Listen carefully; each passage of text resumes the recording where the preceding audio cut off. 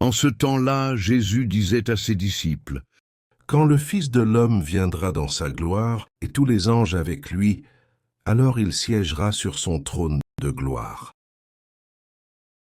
Toutes les nations seront rassemblées devant lui.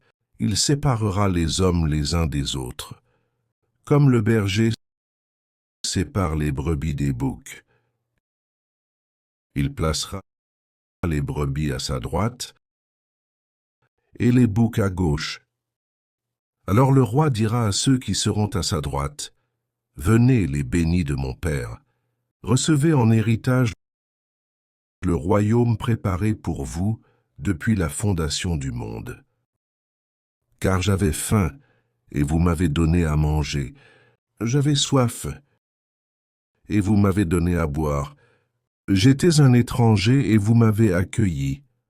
J'étais nu, et vous m'avez habillé.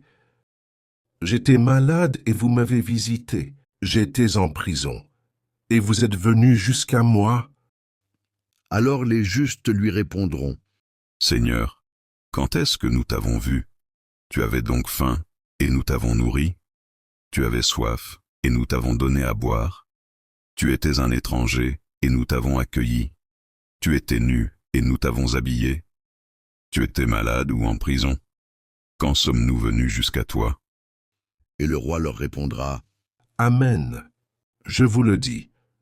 Chaque fois que vous l'avez fait, à l'un de ces plus petits de mes frères, c'est à moi que vous l'avez fait. Alors il dira à ceux qui seront à sa gauche, Allez-vous-en loin de moi, vous les maudits, dans le feu éternel préparé pour le diable et ses anges. Car j'avais faim, et vous ne m'avez pas donné à manger. J'avais soif, et vous ne m'avez pas donné à boire. J'étais un étranger, et vous ne m'avez pas accueilli. J'étais nu, et vous ne m'avez pas habillé. J'étais malade et en prison, et vous ne m'avez pas visité. alors ils répondront, eux aussi, Seigneur, quand avons-nous vu avoir faim, avoir soif, être nus, étrangers, malades ou en prison, sans nous mettre à ton service?